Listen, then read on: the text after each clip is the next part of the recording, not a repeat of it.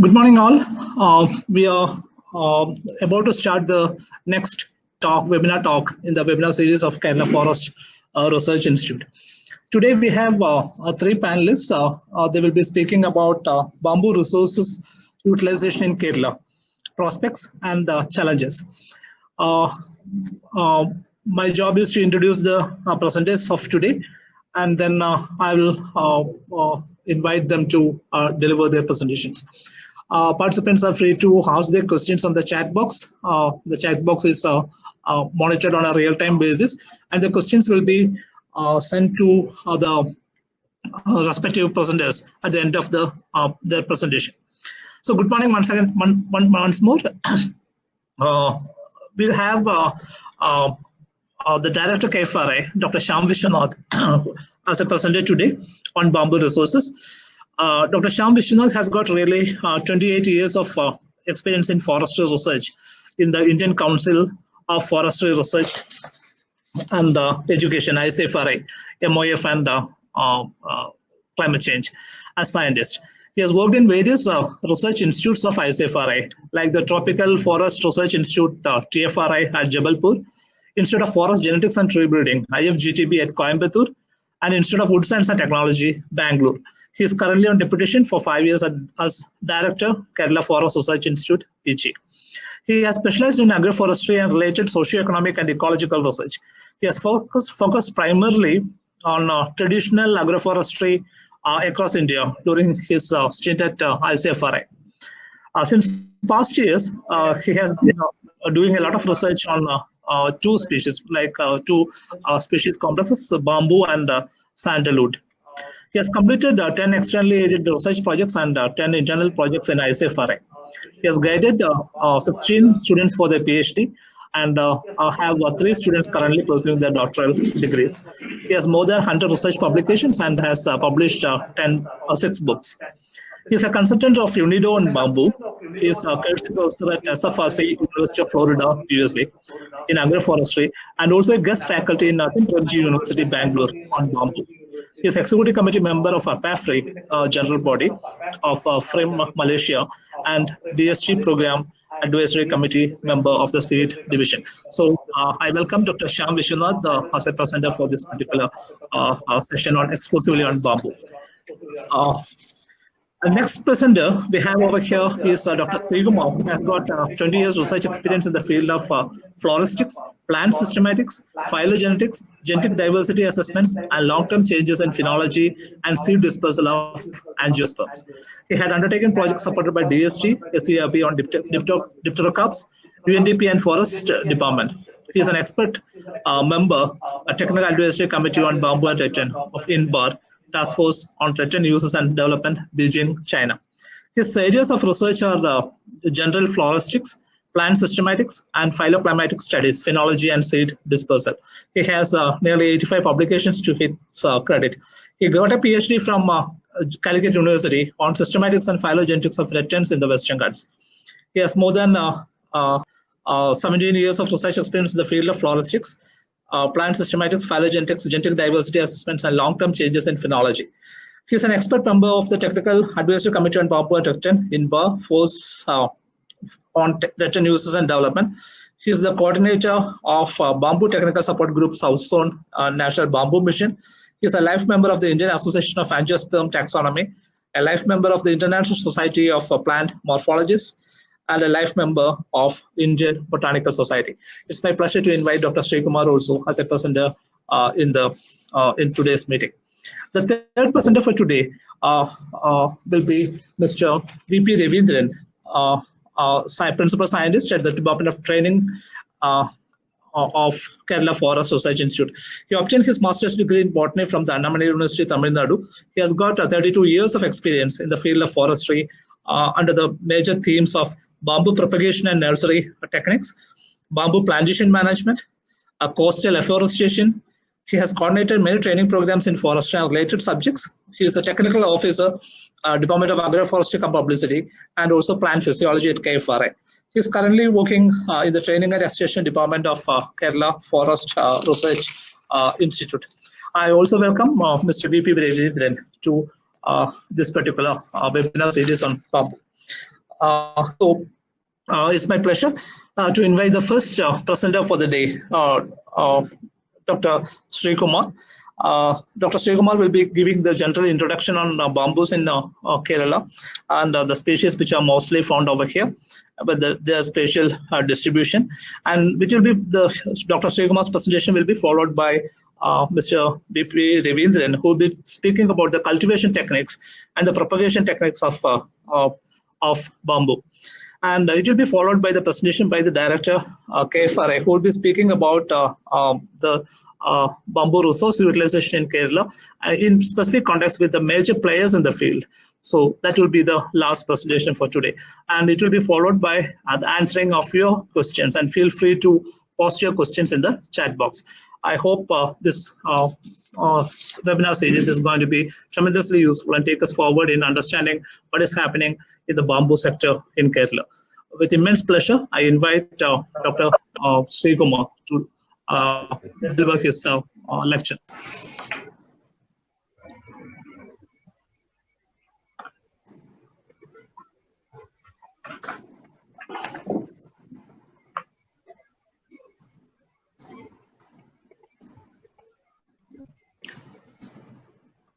Good morning to all.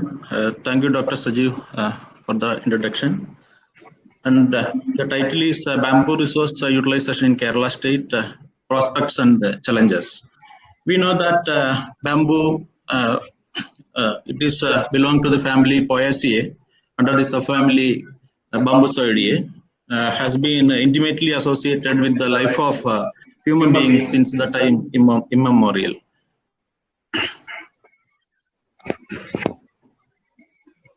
So, with regard to the ecosystem service of bamboo, a wide array of services like supporting services, especially on nutrient dispersal and cycling, and provisioning services like food, water, biochemical products and industrial products, and regulating services like carbon sequestration and climate change regulation and purification of water and air. More than that, the cultural services of bamboos. It is also extremely important. The INBAR in 2016 was recorded around more than 10,000 use of bamboos. And bamboo, it is known as the vegetal steel because it is stronger than wood in tension and compression. With regard to the world distribution, there are 1,642 species under 120 genera, interestingly, in which 1,521 are herbaceous bamboos. And the maximum, the woody bamboos, it is found in the Southeast Asian countries. So there are three geographical regions: Asia Pacific bamboo region, American bamboo region, and African bamboo region. Then with regard to India, we have 136 species under 29 genera. In addition to that, around 40 cultivated species we have. And the major diversity in India, it is Western Ghats and Northeastern states and Andaman Nicobar Islands. Then regarding the growth forms, there are three forms like tall straight comes, like bambusa bamboo and Dendrocalamus species. Then there are reed bamboos, especially thin-walled. Mostly we have reed braids. Mainly the and in the case of northeastern India, it is mostly the Melocanna species. Then the stragglers like Schistostachys and Dinotherium, it is also there. And climbing species like Dinoclava andamanica, it is found in Andaman Nicobar Islands. Then the shrubby bamboos like Kiruna, previous name is Arundinaria. It is mostly in the Shola forest, mainly found in the Andaman region. So, having a potential introduction of ornamental species. In most of the other countries, the Arundinaria species are regarded as ornamental. Then there are some bamboos, gregarious and periodic flowering, in which the entire clump, will die after mass flowering, and there are annual flowering in the case of Ochlandra. Then there is a sporadic flowering or irregular flowering is also recorded in bamboos. Then with regard to fruits and caryopsis, glands, and three types of fruiting, it is found in bamboos. Caryopsis, it is the pericarpus membranaceous thin and soft. In the case of glands, mostly in Dendrocalamus, it is hard, smooth, crustaceous pericarp. In Bacca, mostly in Melocan and Ochlandra, it is a fleshy type with thick separated from the seed pod. So the nature of rhizomes, it is also important. There are some bamboos, it is symbodial. It is a symbodial branching in this type of clump forming, and monopodial like running bamboos. So for establishment of plantation, the type of rhizomes, it is another important feature. Then also involved like Ochlandra, Tinospecium, then some species it is thick-walled, in some cases it is solid. As in the case of Ritchie, Pseudoxanthera ritchii, a bamboo found in Maharashtra, Karnataka, and Kerala region. Then the gum sheath is the main important feature of bamboo. There are specialized structures like auricle, then blade, then the presence of some auricles and pubescence and color also. So each, for example, this bambusa bamboo, you can see a wide array of nature of gum sheaths. Then the identification at seedling stage is quite difficult. Only expert people can be identified in the seedling stage. So KFRA has DNA barcode because for the productive improvement, identification of species is highly essential. So mass multiplication and supply of suitable ideal species, the species should be properly identified. So KFRA has developed DNA barcoding techniques for the identification at the seedling stage using different loci like MATK, RBCL, a combination of genes. So DNA barcoding, almost all species are KFRA has done. Then with regard to bamboo resource in Kerala, we have 20 species belong to 7 genera. With Ochlandra species, which is highly endemic, the species like Ochlandra spirostylis, Ochlandra keralensis, which is highly endemic to the Kerala region. Then these are some of the photographs. Bambusa bamboos, which is common. Then Dendrocalamus stocksii, it is a potentially highly useful bamboo, widely cultivated in Maharashtra region. And in Kerala, it is found in Kasaragod and some parts in Kannur. And Dendrocalamus strictus. Then Oxytenandra, we have 2 species, Oxytenandra bordeloni and Oxytenandra monadelpha. These 2 species are least explored, have a huge potential in the timber sector. Then Pseudoxanthera ritchii, it is a total solid bamboo. It is found in throughout the Western Ghats from Maharashtra, Karnataka, then Goa, and in Kerala. In Kerala, it is mainly found in the Nilambur region.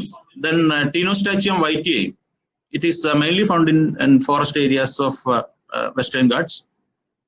Then high altitude, we have 4 species. Densifolia, Floribunda, Vaccariana.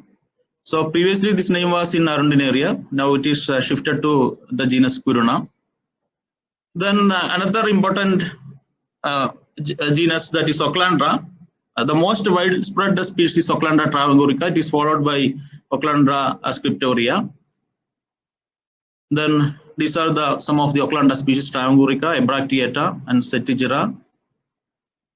So this is about the resource potential of bamboos in Kerala. And now I invite Mr. Ravindran who is an expert in cultivation and propagation of bamboo. Thank you.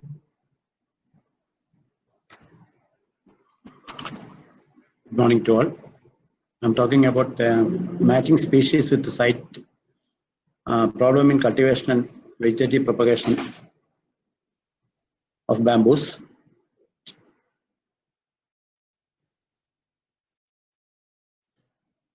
Regarding plantations, bamboo, we have selected 11 bamboos for cultivating in Kerala condition. And, that is Bambusa balcoa, bamboos, Newtons, Polymorpha, Vulgaris green, Dendrocalamus asper, Brandisi, Sycamensis, Stocksii, Strictus, and Thistostachys oliveri. For riverbank stabilization purpose, we had planted and experimented a lot of species in various riverbanks in Kerala. The species suitable for riverbank stabilization is Bambusa balcoa, Polymorpha, Tulda, Vulgaris yellow and green, Dendrocalamus longispathes, Dendrocalamus Stocksii, Strictus, Godo angustifolia, species of Oclandra, species like Oclandra travangorica and Setigera and all, and Thistostachys siamensis and Thistostachys oliveri are suitable for the purpose. Some of the species are here is balcoa, Bambusa bamboos, and Polymorpha. Dendrocalamus species like Brandisi, longispathes, and Sycamensis, and then Bambusa nutans, Strictus, and Oclandra.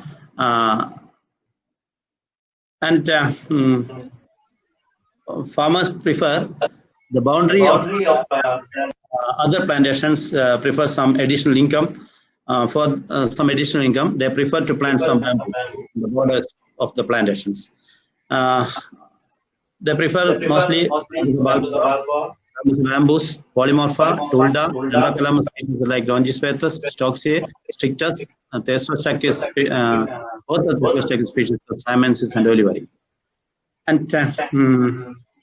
we have conducted a lot of training programs for farmers and other stakeholders in Kerala during the different programs like NBM and the NMBA programs in, under Government of India.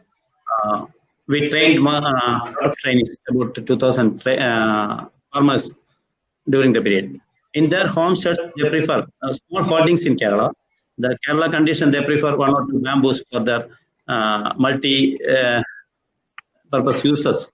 Like that species like Bambusa balcoa, Polymorpha, Tulda, asper, and Dendrocalamus longispathes, Stocksii, Strictus, Siamensis, and oliveri for their uses like picking coconut, arecanut, mangoes, jackfruit, and all that.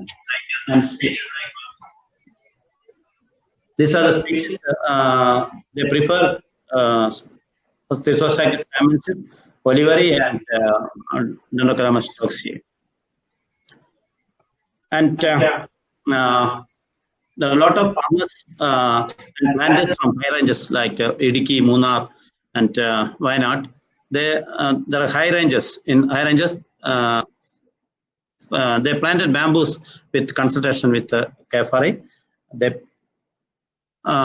mostly we tried a lot of species, but for suitable for high ranges, Bambusa balcoa, Polymorpha, Bambusa vulgaris, Dendrocalamus species like asper, Brandisi, longispathes, Gigantius, Sycamensis, and Stocksii and Strictus coming very well in that area. We recommend these species for high altitude area, and we have a coastal afforestation program. Dr. Sitarashmi was the PA of that project. Myself is the associate. We planted about 16 species in the coastal areas like Munakal and Munakakadu beach area. From that, about 6 species coming very well, and it is suitable for the saline area plantation. That is Bambusa Tulda, Bambusa vulgaris, Bambusa vulgaris yellow and green, Dendrocalamus Brandisi, Dendrocalamus longispathes, and Dendrocalamus Strictus. These are some of the photographs, and Tulda, vulgaris, and asper is there. And we have dry areas in Kerala like Palakkad and area. We tried as a part of our multi-location field trials. under NMBA program. Dr. Shyam Vishwasan was the leader of that project during that period, and we had many multi environmental environmental conditions, highland, and midland and lowland, and from that experience, we prefer. I got an idea about the dryland species like Bambusa bambus, Bambusa vulgaris green and yellow, and Dendrocalamus giganteus and Dendrocalamus toxi and strictus is suitable for drylands. For landscaping and ornamental, Bambusa multiplus, Bambusa polymorpha, Bambusa vulgaris yellow, Bambusa vermin, Dendrocalamus longispecious, Dendrocalamus toxi, Dendroclava travaliaceae, Schistoschium brachydactylum, Schistoschium oliveri, and siamensis is suitable for that species. From this, Schistoschium brachydactylum is the rate is very high. And private nurseries they collect 3,000 to 5,000 rupees for a single planting crop. And this is vermin, and the other one is Schistoschium brachydactylum, and other one is Atravalaceae. The peculiarity of this Atravalaceae, while emerging the new fruit, there is a green in color. After mature, after 6 months to 1 year, that will become violet in color.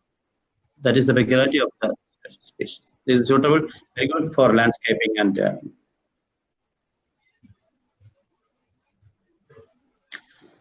for edible bamboos. We have an edible bamboo project during 90s. Dr. Muktesh Kumar was the leader of that project. He leads as a principal investigator. We have planted about 10-15 species of edible bamboos. From that, Bambusa bambus, Dendrocalamus asper, Dendrocalamus glandisi, Dendrocalamus giganteus, and Dendrocalamus toxi and sikimensis is suitable for the edible purpose. And from these, Dendrocalamus giganteus and glandis is very good compared with the Chinese species. And for hedge planting, Bambusa multiplex variegata, Bambusa vulgaris yellow, Bambusa vermin, Dendrocalamus toxi, and very suitable for the hedge. These are the species asper and Bambusa nutans, multiplex. Regarding the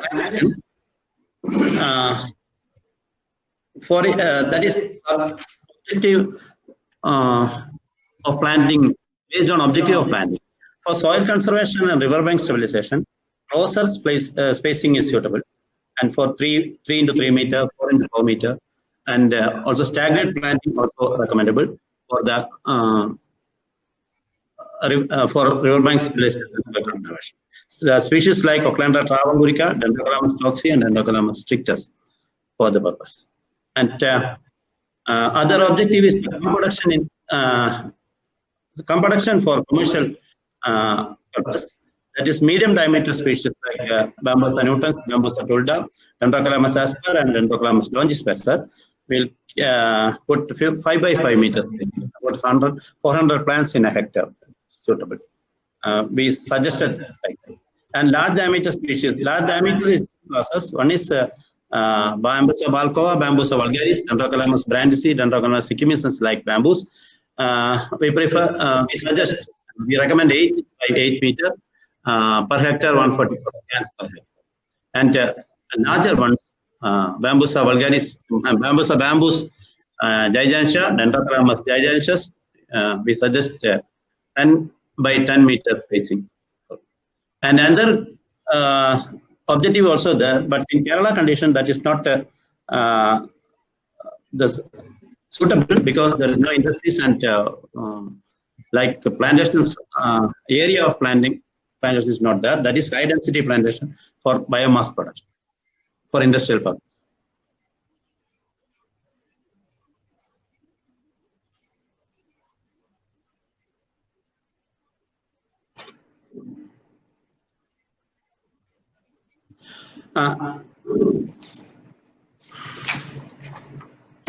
Vegetative propagation with companies is a technique developed by KFRA during it is Dr. Sida Lakshmi, Dr. Surendran and Dr. Soman was leading that project, and we are also continuing now also, and that is two-nodal cuttings. With the two-nodal cuttings, make a hole in the middle of the internode, and we pour the hormone solution lumen, that is routing influenced by 3-4 conditions. So what is season of planting? Season of planting is season of treatment is summer is the best season for doing this experiment, and the age of cum, 2 to 3 year old cum is suitable for the purpose, and type of cuttings is mostly basal 2/3 portion is suitable for the is good, gives good result for the routing. And plant growth regulators are also used for that. The growth regulators used depends upon the size of the cum. Size means the thickness, what thickness of the cum. Thickness, thick-walled bamboos need lower concentration and thin like bamboo balboa and Bindisi and all. The thin-walled species like Dendrocalamus longispecious and Stocksii, higher concentration, 2,500, 2,050 and 500 range. And the planting condition, we planted under shade net. Humidity is needed for rooting, and within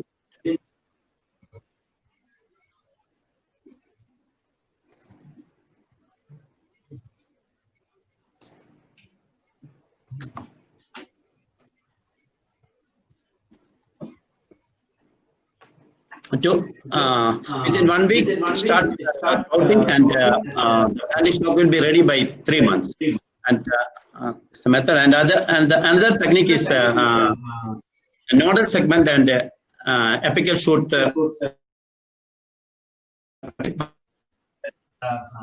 Program is developed by IWS and all. And figure this species in we have improved we started the experiment in chamber condition.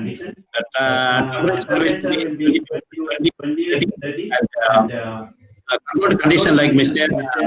temperature 28 to 30 and humidity 75 to 80%.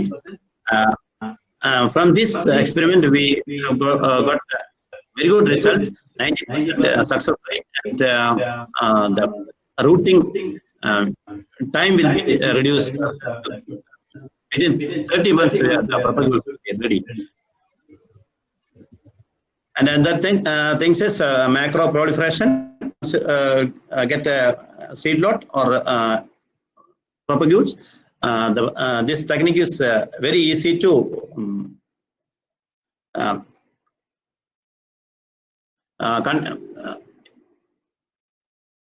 easy to propagate the planting stock within 5-6 years in the nursery, the same propagules. And the constraints in propagation, seed availability, because of the long interval of flowering and poor seed setting, short viability of seeds, seed predation are the constraints in the seed, in the case of seed. In the case of micro propagation, limited number of planting stock, poor rooting percentage, difficulty in handling. These are all the things. Thank you.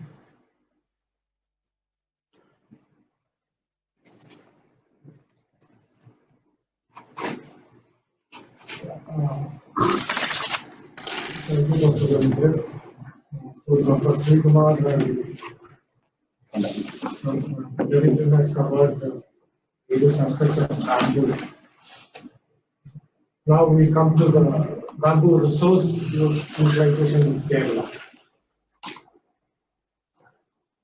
So basically, in the bamboo sector in Kerala, there are 5 or 6 major players. They have been acting at least for the past 2 decades. KFRA, of course, has been in existence since 1975, and KFRA is recognized as a bamboo technical support group of the National Bamboo Mission and has a mandate to provide technical guidance to stakeholders in the bamboo sector. And it is also a repository of information for the industry, entrepreneurs, researchers, farmers, etc. KFRA bamboo setup collection is pretty old. Started work on this during 1980s. More than 65 species. In India, we have around 36, and more than half is there in KFRA. Besides this, we have bamboo nurseries. Our capacity is around 2 lakhs from vegetative propagation alone.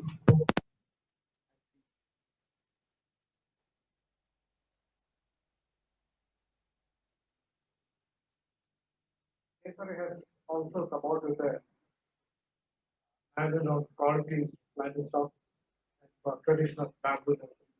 Dr. Ian Bundy has been very active.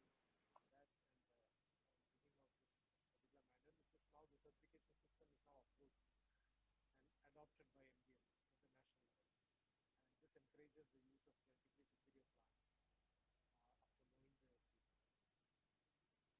encourages the use of genetically superior plants after knowing the KFRA also has a primary processing center which is available to all stakeholders with several equipments. One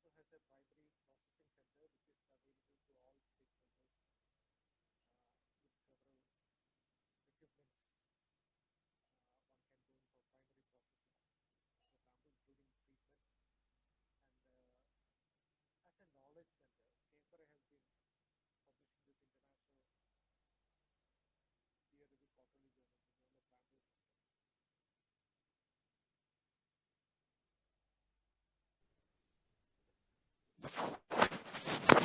The Bamboo Information Center is also there, which is a repository of various information, authentic information.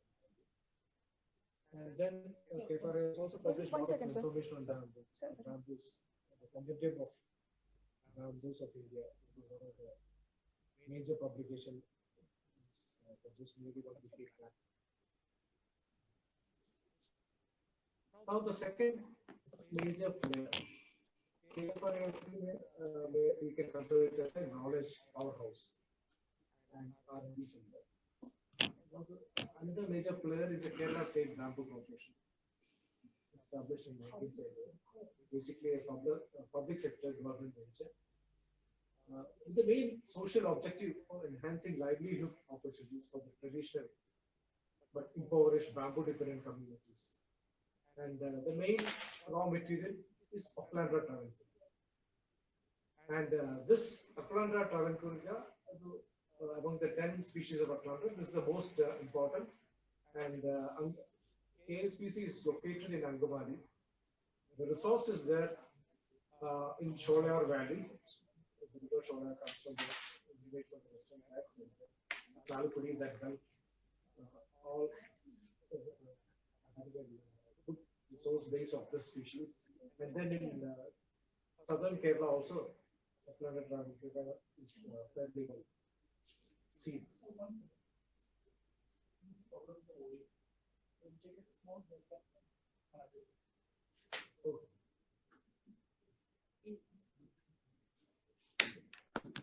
ഇവിടെ audio മാറ്റിയിട്ടുണ്ടല്ലോ.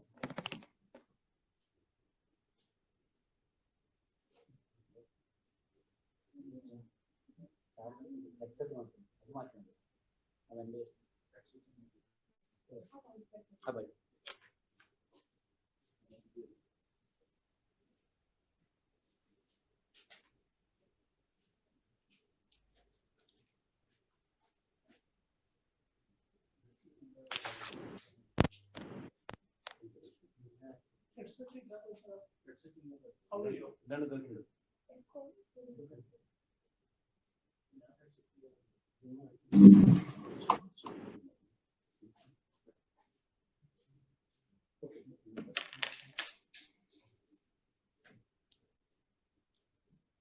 Oclandra travel flora is collected by the forest dependent communities, and they are supplied to the weavers. Actually, what happens is that nearly 100 numbers of this, the cost price is around 2,000. KSBC procures it and supplies it to the bamboo weaving community at around 400 numbers, around 400, 350 rupees, something like that. So it's a subsidized cost. And KSBC is bearing the subsidy. And they are manufacturing boats. The production cost comes to around 2,300, and they're selling it for 800. So again, there is a element of loss that is borne by the KSBC. So in the long run, how long this will continue, that is the question. But KSBC has also diversified into, in addition to mat and goods, they are now into platinum bamboo, sample lumber, and other lifestyle products. And they have a high-tech bamboo flooring tile factory in London. So now it is kind of diversifying and trying to capture the bamboo market. The other player has been the H&M. Hindustan Newsprint Limited. They were consuming a lot of bamboo for the paper manufacture. They later on diversified into other species like acacia, eucalyptus, and all that. Oclandra was, however, the main, at least 30% of the total raw material was from Oclandra. And K4A has helped them in establishing the germplasm collection of reed bamboo Oclandra species, low liquid, so that the pollution load could be minimized. Now, HNL currently is at crossroads. It is still unclear whether the government will take over to be privatized. So it's an element of uncertainty in this operation.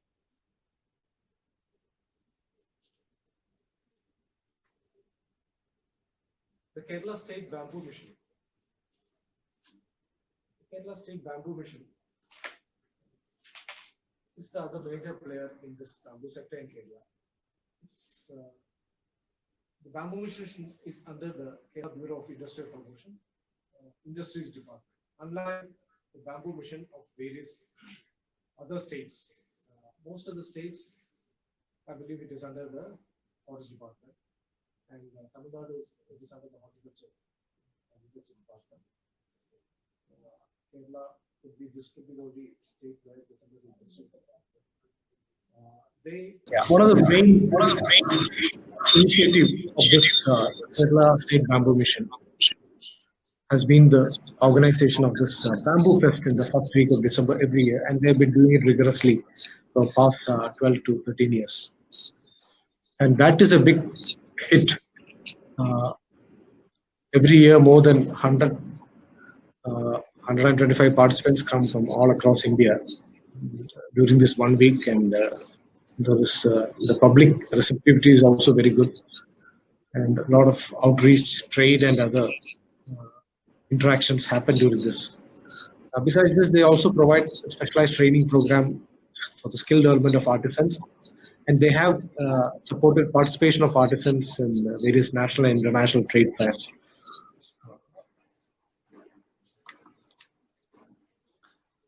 As I said, that this Kerala Bamboo Fest is one flagship of this Kerala Bamboo Mission.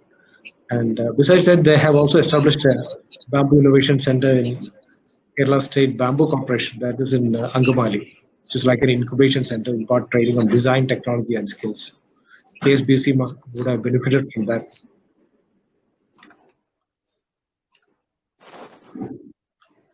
Forest Department, of course, undeniably is a major player. 29% of the landscape in Kerala is under forest. And close to 10% is under bamboo and reed, and rattan.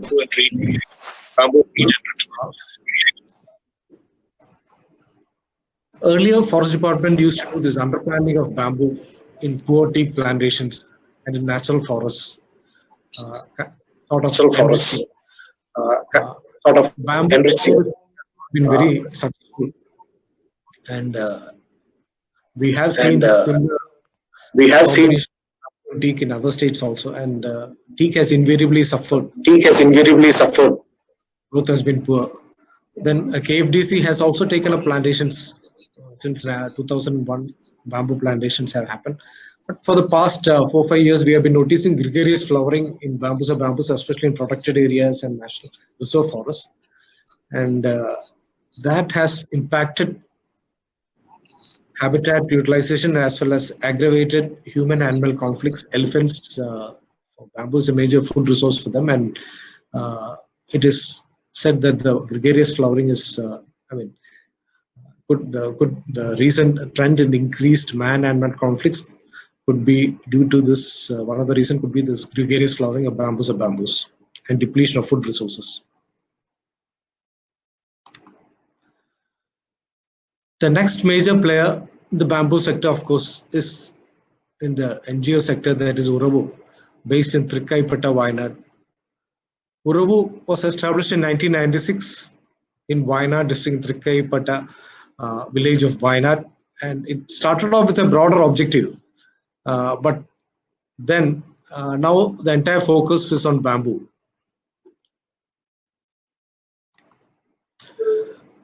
Currently, they are into 8 spheres of activity, including nursery, livelihood support, lifestyle products, trainings, common facilities, interiors, advocacy, art, and other installations. They have a well-established cluster, around 16 predominantly women self-help groups, which are into various aspects of bamboo processing, value addition. And they also extend support to this self-help groups by way of training, raw material supply, design, and marketing assistance. Bamboo blinds, bamboo art, interiors, construction, community tourism, bamboo trade. In those sectors, they have become now fairly well entrenched, and now most of the trade is through e-commerce. They have a dedicated website, and Flipkart and other through online marketing channels, they have linked it up. And you can find very finest crafts and exquisite blinds produced from by Uravu through their self-help groups.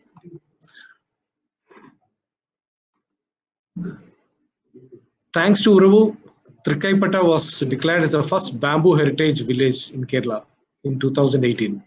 And I personally see a great future in Uravu. They can, with a good vision and leadership, they can really emerge as a major player in the bamboo sector in India as well as in the international sector.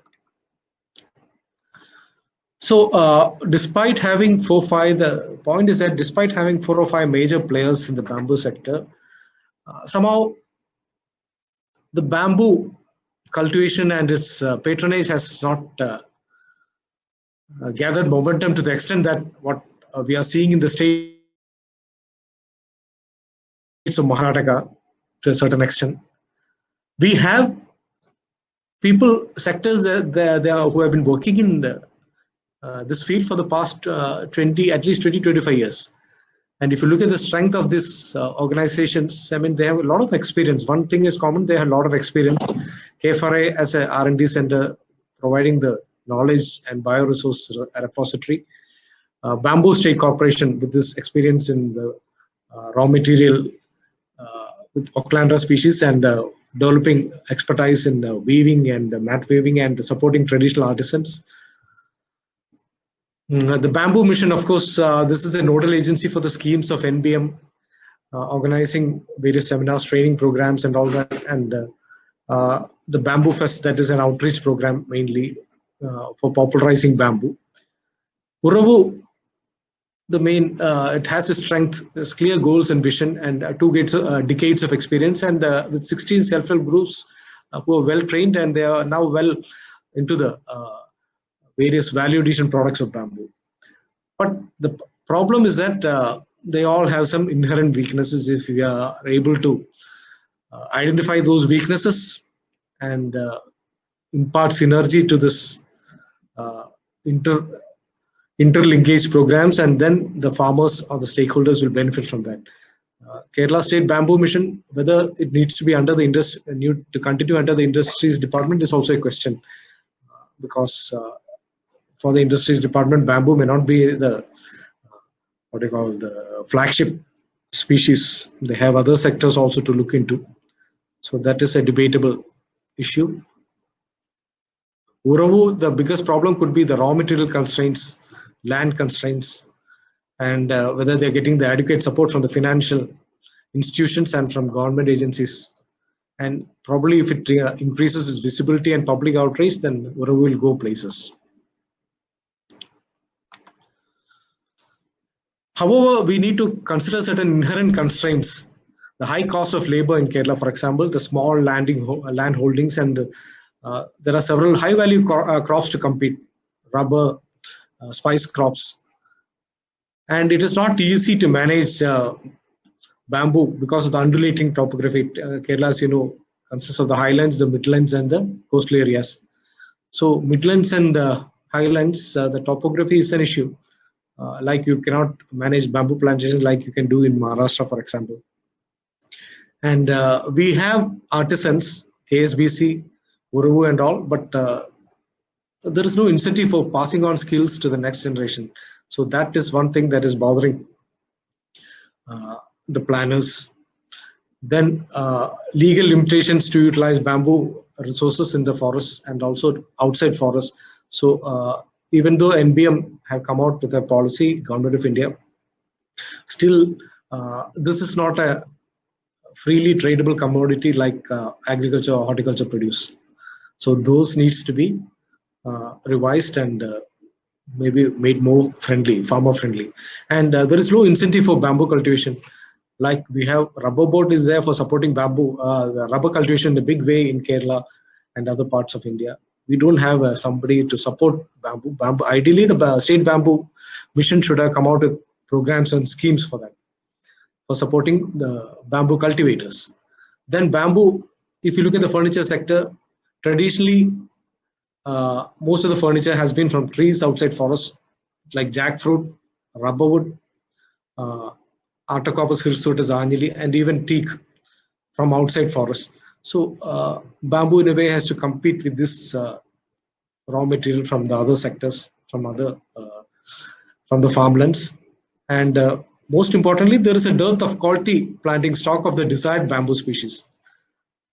That is also not available to the extent that could really popularize bamboo. But if you look at it, there are also advantages for the bamboo sector. There is a space for them to grow.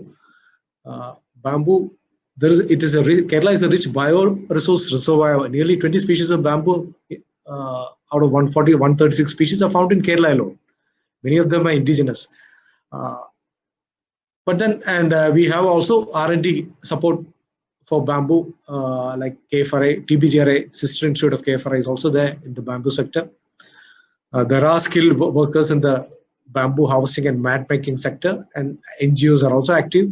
Expertise is there.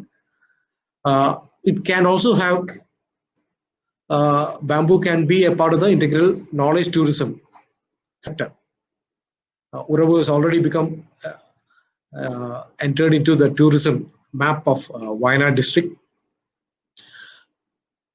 There are some issues regarding the awareness and all that. Awareness that also bamboo, though considered as an environmental friendly species, people don't generally want to plant it in the home inside the homesteads, especially because the holding size is small. But there is ample opportunity in other as a substitute for rubber, for example, replacement for rubber. That this bamboo is one of the resources that can be explored, and as an alternative to tea in estates in the Western Ghats, especially, tea is becoming very labor intensive 24/7, and the prices are crashing, and many industries want to convert the tea after 60 years tea plantations into, they're looking at alternatives, and bamboo is one of them. Bamboo also can be used for bio-drainage and sewage water treatment, especially municipality waste and all that, and as a bioshield in riverine areas, estuaries, and in waterlogged areas.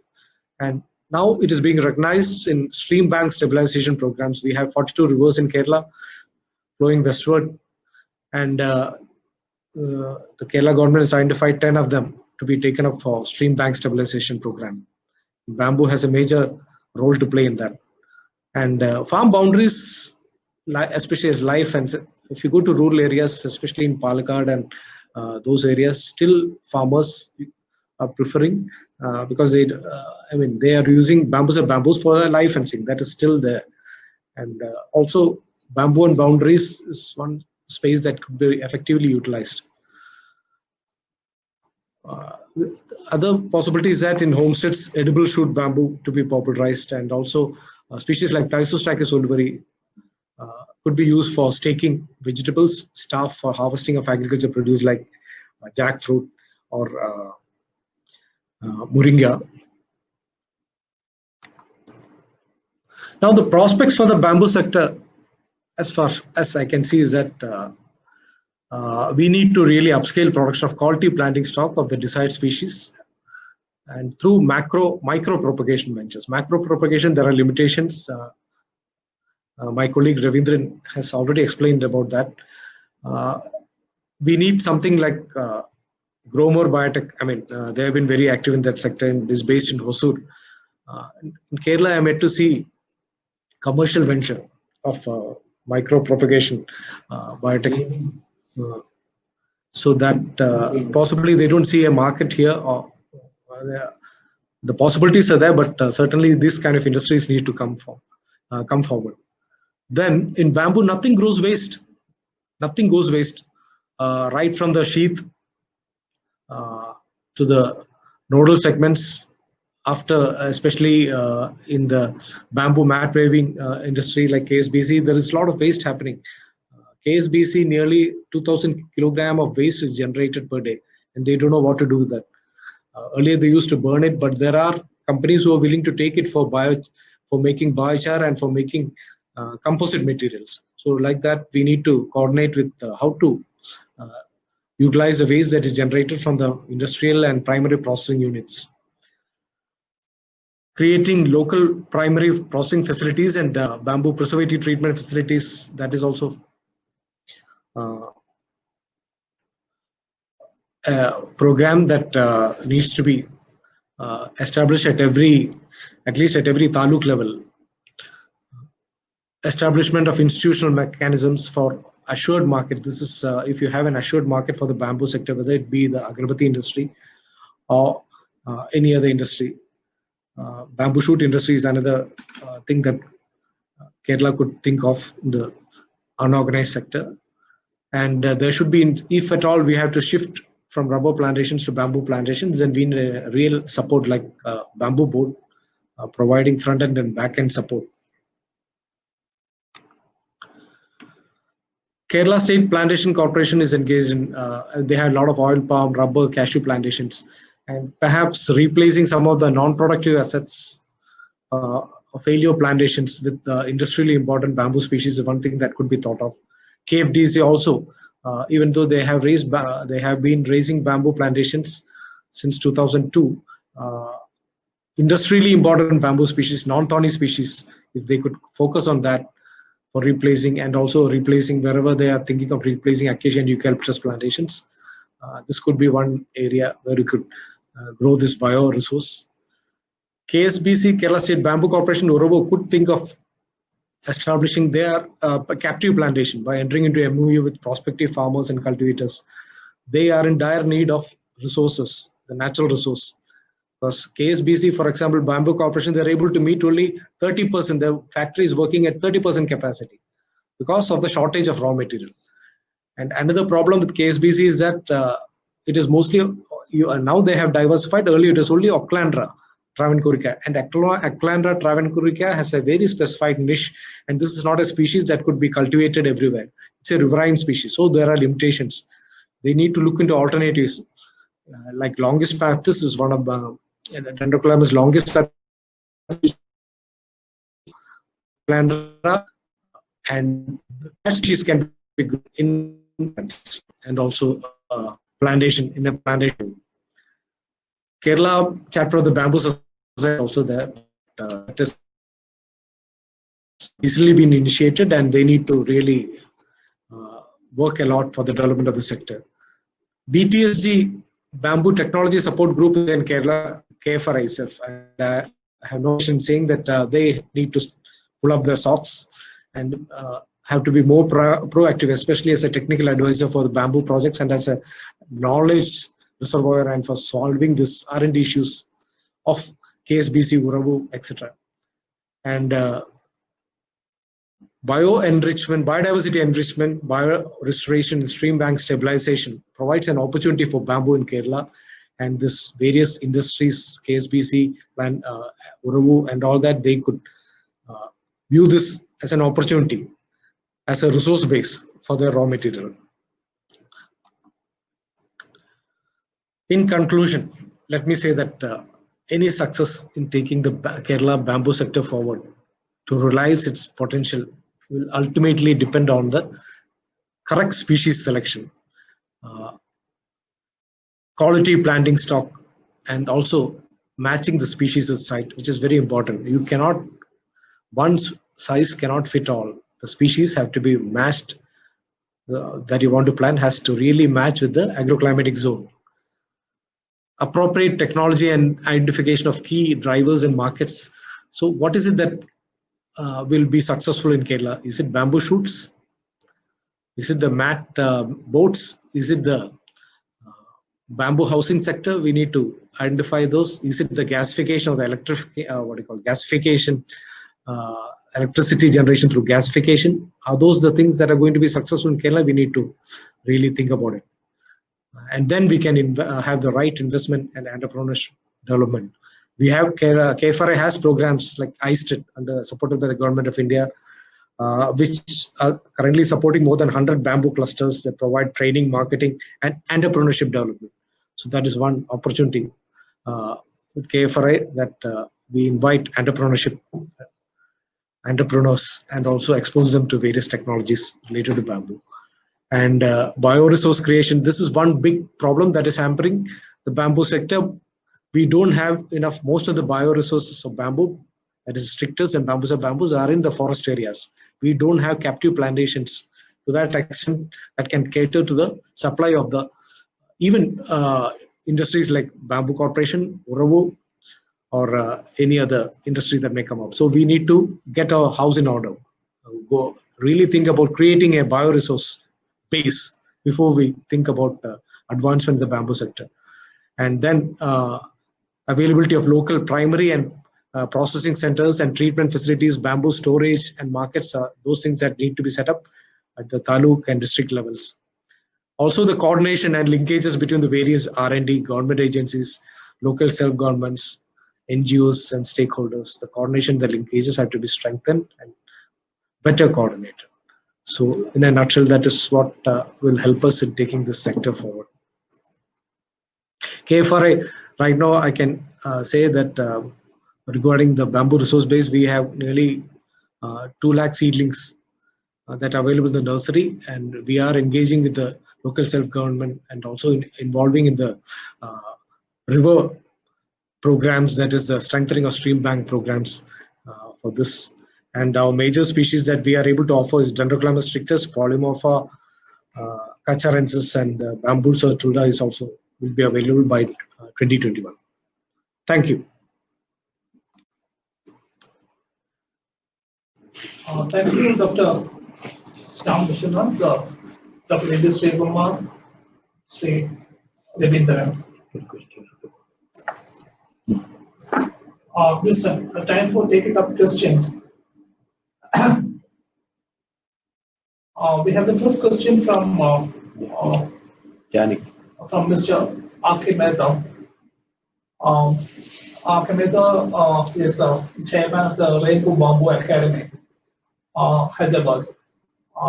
Is asking, dear Dr. Vishwanath, how was trial of our using biochar of bamboo cultivation. The Rainbow Bamboo Academy is promoting the manufacture of bamboo biochar, and research studies have proven that bamboo biochar is better than the other biochars. Can KFRA take up the above project?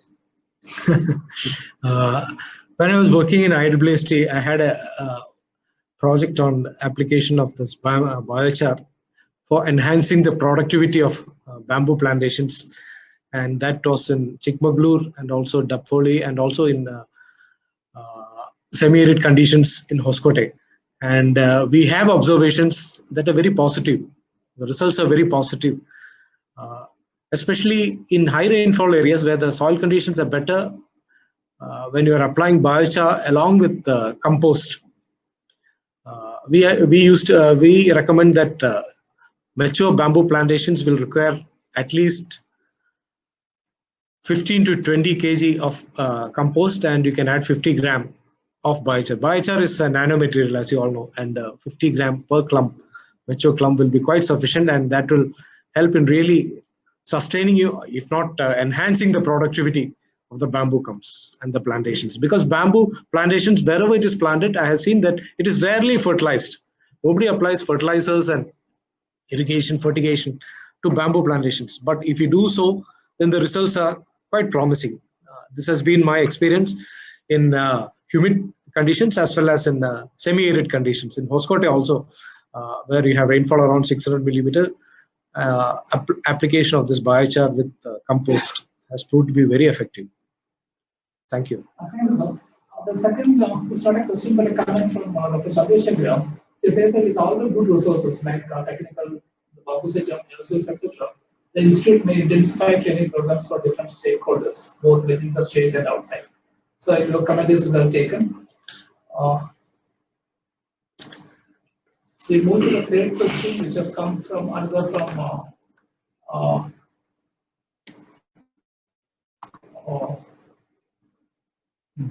it's from the third question is from Dr. Sejas Nair. He's asking whether we are seeing any significant improvement in production of bamboo-based products in Kerala. Do we have any statistics on production and trade of bamboo products specifically in Kerala? Right now, I can think of the Kerala State Bamboo Corporation. They are now diversifying. They are going beyond bamboo mats and bamboo boats. They are into tiles. They are into housing sector, and then various lifestyle products. Similarly, Uruvu has also advanced quite a bit. Now the products have attained such a finish that it is now it can be marketed at the international level. There were various problems, but they have kind of sorted it out, and now it is marketed through online channels like Flipkart and all that. That shows that yes, there is possibility. Kerala, these two agencies have taken the lead, and a lot of value-added products, especially lifestyle products, are coming up, and there is diversification, there is demand, and probably upscaling has to be taken, and also market is there.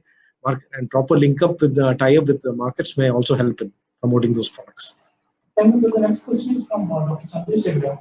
He's asking, are there any comparative economic analysis of cultivation of bamboo and other common farm crops like coconut, arecanut, etc.? Any comparative economic analysis on the cultivation of bamboo compared with the crops like coconut, arecanut, etc.? Yeah, actually, recently there has been a spate of studies comparing the economics of bamboo cultivation with other crops like mango cultivation, for example, coconut cultivation. I am aware of Dapoli, DBSKVV, Dapoli, Dr. Ajay Rane, Milind. Those groups, they have published also some of the works that they have conducted. And when I was in Bangalore, I had also worked on these aspects. In Kerala, we don't have any such similar study, but what is coming out is that bamboo plantations are very less labor intensive, very less inputs are required, and a species like Stocksay, we found that in a hectare, mature plantation can yield 2 to 3 lakhs rupees per hectare per year with minimum inputs. And I think I don't know the plantation crops like coconut, arecanut, and all that. These are areas that bamboo can also compete. We need to study that and could be comparable, but you have to look into the market fluctuations also of these horticulture species when you are comparing with bamboo. Bamboo, very less problems of pest and disease attack, and also fluctuations market doesn't really affect because it has a steady market, especially in Konkan region of Maharashtra. Thank you, sir. The next question is from Mr. Jagdish Sharma. He's asking about buyback system.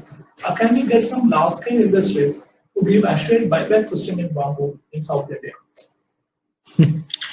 Yeah, that's an interesting question, Jagdish. Jagdish incidentally he did his PhD under me. He is my PhD student. Jagdish, you know that Kudal, we have Sanjeev Karpe's firm. They do this buyback of this Dendrochalamus toxae in Maharashtra region. And here, Uravu also, they go there, they go to farmers and they have this buyback of some other species that they require. Kerala State Bamboo Corporation, I know the MD, Mr. Jacob, is very proactive. He has gone and traveled as far as Maharashtra to procure stocks, say, gigantious and all for the flooring tiles for the Nallala factory in Calicut. Yes, we need to have it more in a streamlined manner with an MOU and all that. That is not happening in the bamboo sector at present. It is like through middlemen or maybe going and buying them from the market like that. We don't have that kind of models. Yeah. Thank you, sir. The next question is from Dr. Siddesh Nair. Is asking whether there is any expansion of bamboo cultivation industry. Sir, that is a very interesting and pertinent question. Now, the question is that who will bell the cat? It is actually, I would say that it is the responsibility of the Kerala State Bamboo Mission. And it has been the responsibility of the respective state bamboo missions. They have the mandate for the expansion of bamboo cultivation in the state, supported with help of NBM. Unfortunately, Kerala is one state that has been lagging behind in bamboo cultivation. My view is that there are opportunities, especially with the rubber industry, the rubber plantations. Many people want to diversify. They are looking at alternatives, including fruit crops. Bamboo can also come up along with fruit crops in a biodiverse garden, which could be a substitute for rubber plantations. Now we are looking at promoting it. This year, for example, it is celebrating biodiversity. We have to celebrate biodiversity, and some of these defunct rubber plantations could be brought to life by using bamboo and medicinal plants, trees, and a variety of tree species. So this is one area that could be done. And another area for expansion of bamboo cultivation is in the riparian river programs, whereas the government of Kerala has taken the initiative and they have already identified 10 rivers, the rivers and their tributaries. We have started, for example, in the Manali River, Manalipuda River, where massive afforestation using bamboo and grass and other tree species. So yes, this is a resource base that could be created in the state of Kerala, where we have around 42 rivers, for strengthening the stream bank. That will also help in controlling floods and also regulating, cleaning up of the water bodies. Also, the next question is from Ms. Anjali. She's asking how the flowering bamboo is linked with man and animal conflict. As we know, when the bamboo flowers, the large expanse of bamboo is gone. They get dried up. Yeah. The important source of especially elephants are missing. So, what is the link between flowering of bamboo and man and animal? I think past few years we have been seeing massive gregarious flowering starting all along the Western Ghats. We have noticed in Bandipur, we have noticed in Shimoga area, Wayanad, Coorg. So bamboos are bamboos. That is one of the main food item of the elephants. I mean that due to flowering, gregarious flowering, you know that it dries up, and it takes at least 3-4 years for the bamboo to regenerate and come up to some level where it could be browsed by elephants and other herbivores. So definitely, when the resource in the forest, when the food resource gets scarce, they try to move out to adjoining farmlands, and that is what has been recorded. The movement of wildlife outside protected areas, as especially herbivores, like and also elephants, could be related to that. Thank you, sir. The next question is from Ms. Janavi. She's asking whether there is any work being carried out on engineered bamboo or composites at KFI. Yeah. At KFRI, currently we are not working in that area on engineered bamboo or composites. Most of the work on this aspect is being carried out at IPRIT and in Institute of Wood Science and Technology, Bangalore, as well as in Kerala State Bamboo Corporation. KFRI is not doing anything right now at this point. The next question is from Dr. C.S. Nair. He's asking, is the income generated through bamboo industries attractive? Bamboo industries, actually, one of the major potential for bamboo is in the agarbatti industry. The profit margin is quite high. Now, recently, a couple of days back, the import duties have been hiked, and this will surely boost the bamboo sector. And maybe these industries can also be set up in Kerala. Kerala, we have the potential for setting up lifestyle products, bamboo-based lifestyle products, industries based on that. And I'm talking about cutting boards, toothbrushes, even bamboo bicycles. So these are some of the things where in Kerala industries could be set up with support of maybe bamboo, state bamboo missions. So there is potential. Lifestyle products, Kerala people are very concerned about the replacing plastics, and bamboo could be one industries which cater to this products, lifestyle products. Maybe the future in Kerala. This is also asking, what is the potential to replicate the success of Uravu? Uravu, to replicate Uravu needs to expand. I don't know if we could replicate the success of Uravu in other states. Uravu needs to go and explore possibilities with other industries, and then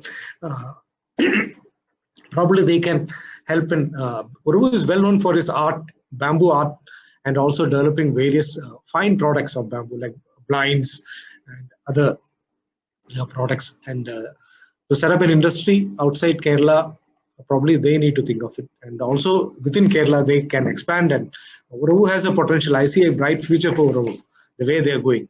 Only it needs a better vision and good leadership, which they have right now, in fact. The next comments comes from Mr. Haridasan.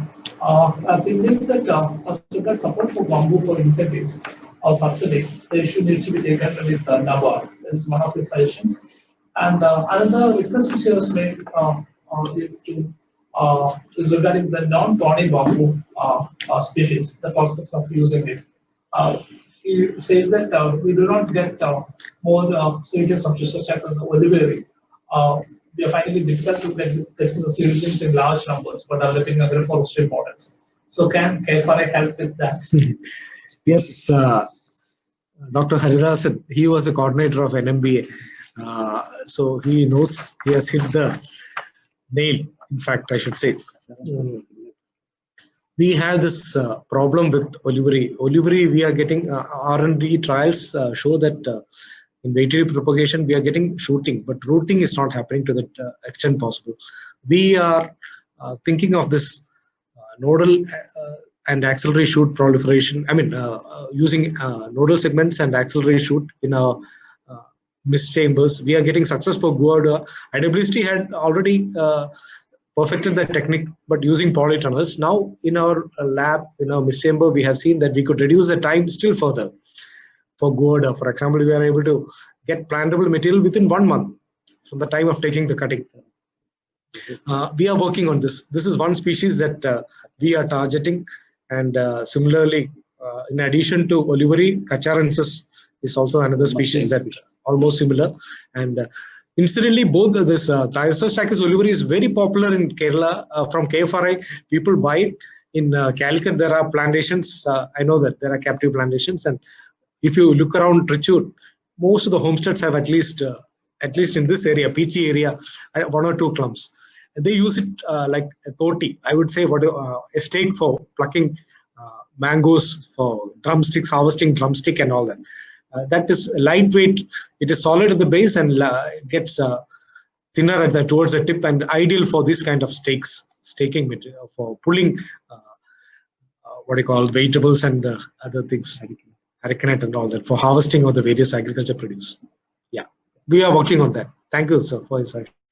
The next question is from Dr. Sridhar Rashmi. Nice to see you, madam. She's saying that many farmers who had planted bamboo is looking for markets. What are the facilities or markets for bamboo in Kerala? Yeah, bamboo, there are 2 things.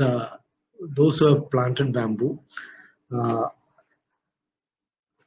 it has to be harvested at the right time, and the age of the material. Farmers need to be sensitized. If you're harvesting 1-year-old comes, then it will be very high in moisture, and then it will be it cannot be made into any value-added products because of the high moisture content and susceptibility to pests and diseases, insect attacks. So basically, what farmers are looking is primary processing centers where we can treat the bamboo and then sell it in the open market. In Karnataka, for example, most of the bamboo comes to the bamboo bazaar, that is in the suburbs of Bangalore, bamboo market. That is a place when people traditionally have been, those who want to buy bamboo, they go there. We don't have that kind of markets here. I have not seen it in Kerala. Probably this is something that Kerala State Bamboo Mission needs to think about, setting up facilities for primary processing, stacking, seasoning, and pre-treatment. Then it can remain for long. Kerala climate is not suitable for storing bamboo for a long time because of this rainfall, at least 6 or 7 months in a year. Humidity is high. It can get easily infected with fungal problems and also insect problems. The next comment is from Mr. Abdul. He says that KFL is well known for its contribution in bamboo and resources. Thank you, sir, for the comment. We'll move over to the Thank you, sir. That's a very good comment from one of the pioneers or fathers of bamboo in the country. We move over to the next observation by Dr. Seekas. He says that what markets is the economic viability of the enterprises and ensuring that it generates respectable income. Agree with you totally, sir. We need to have various models. We have to, I think, ISTED programs and also this SMEs. We move to the next question from Dr. Siddharth. Can BTSG, Bamboo Technical Support Group, assist for preparation of bankable bamboo project for which bank loan can be made, as in the case of rubber? Yes, madam, we could do that. KFRA, as you know, right now is pretty understaffed. We really have a deficit in staff, and Dr. Srimar, who is a BTSG coordinator, is struggling. We would certainly aspire to do that, madam. And if possible, we could even employ consultants like you who could assist us in fulfilling this objective. The next comment or suggestion from Girish is that there is a responsible tourism mission establishments in all districts, so they can be contacted for marketing bamboo products. Yeah, thank you, Girish, for that comment. We, in fact, our Palapalli, we have a research center.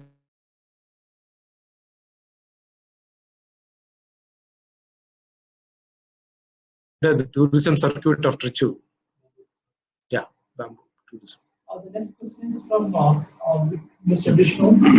So, can you please recommend some bamboo species which can be used to disturb very dry, degraded lands of North India?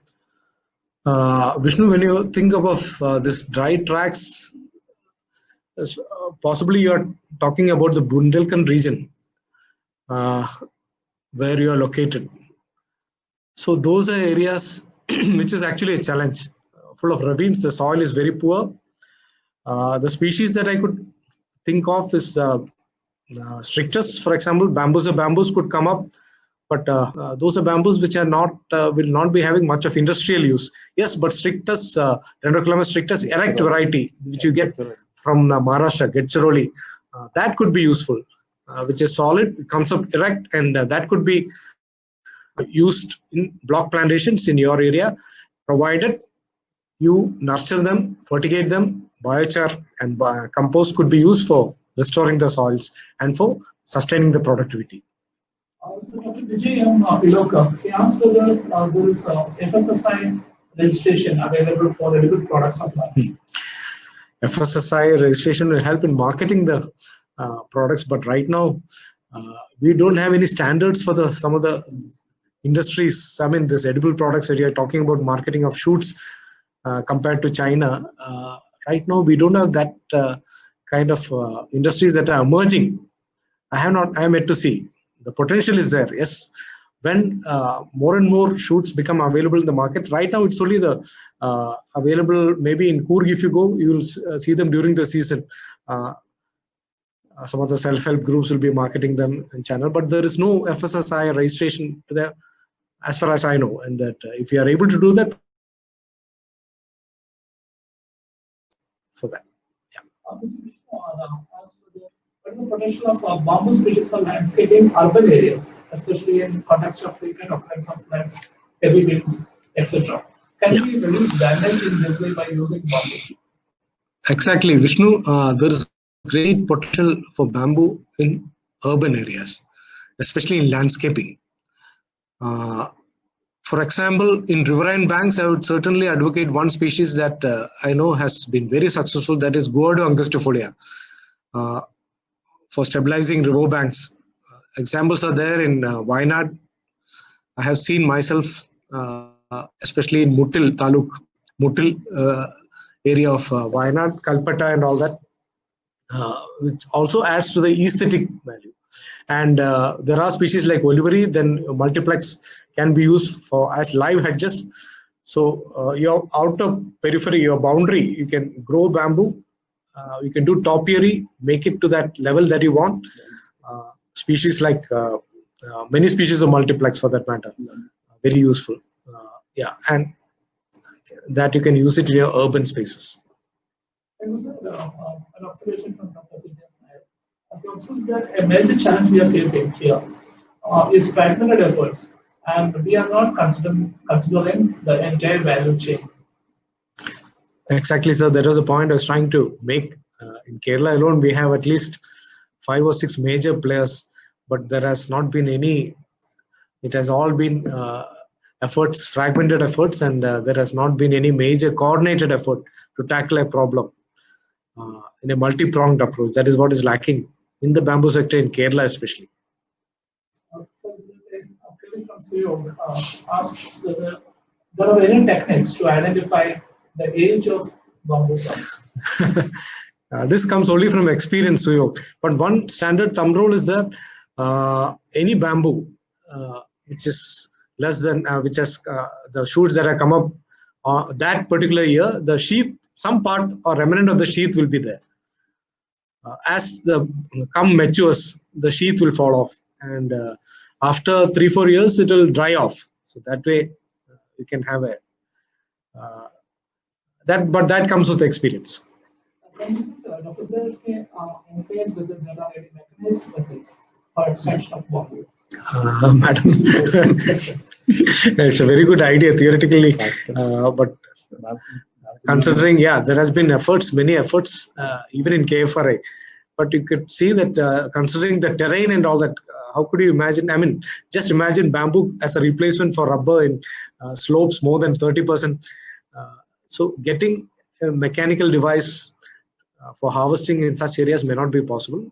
And also, if you look at the areas where bamboo grows, we don't have flat terrain. So mechanized bamboo extraction, except maybe in for biomass extraction or for things. Otherwise, I don't think that it could work. There's another question from Mr. Samir. He wants to know whether KFRA is introducing any bamboo courses. Samir, we have actually 2 courses on bamboo, GSDP, Green Skill Development Program by the HRD Ministry, Government of India, which we run. We get a lot of applications and we select around 20. One is on bamboo propagation, that is for 1 month, and then we have a 2-month course for bamboo value addition, especially for craftsmen. That we have been doing it successfully for the past 2 years, and the response is also very good. That is what we are. This year also we'll be advertising, and we'll be having an intake of around 20-25 people. You can go to the website of Envis Kerala.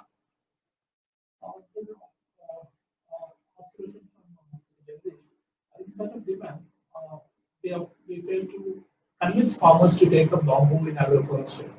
It says that there's a way to identify the gaps and fill in with the inputs.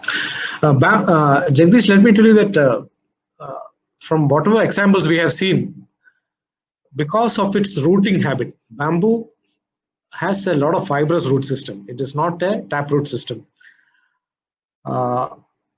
Intercultivation with bamboo will be a challenge.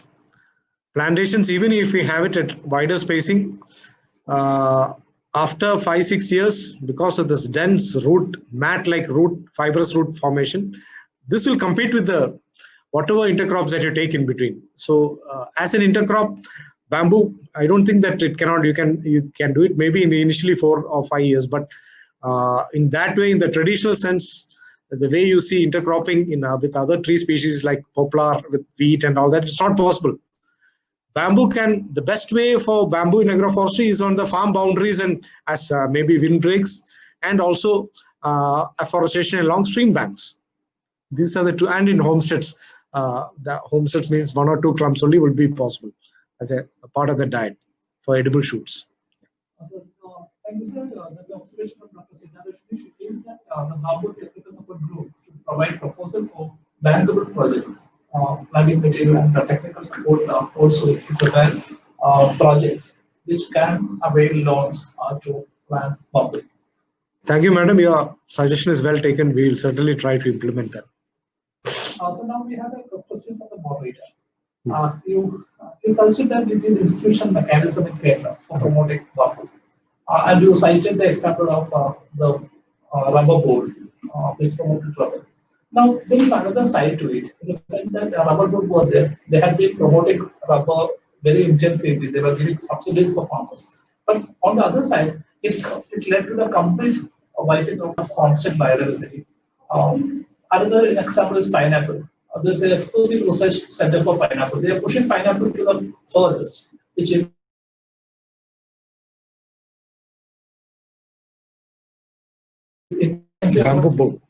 single species research institutions create a lot of trouble because they just push one species all across the different borders without looking at the environmental cost of doing that. So in the case of bamboo, well, we have some at least a few bamboos which can go out of hand spreading. So what are your suggestions on the checks and balances? When I mean bamboo board, an organization which can provide like financial support for planting, supply of inputs, and also for setting up industries, value-added products. That is what I meant. It is not for promoting it as a monoculture.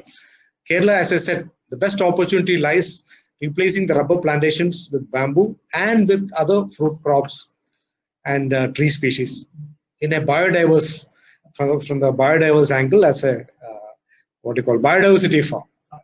That is the way I look at it. Thank you, sir. It's also happy to know Dr. CTS sir's comment. Don't copy the rubber board model. Thank you, sir, for that observation. So we are coming to the end of this particular session. KFRI will be continuing to communicate to you state-of-art technical information on various aspects of forestry in the forthcoming webinars also. So stay tuned, be with KFRI, share your thoughts with us, and it will help us to get into the public mindset and also to streamline our research priorities. Thanks to all. Thanks for all the participants, all the good questions which you posed up. It gives us immense energy in our efforts to move forward. Thank you all. Thank you.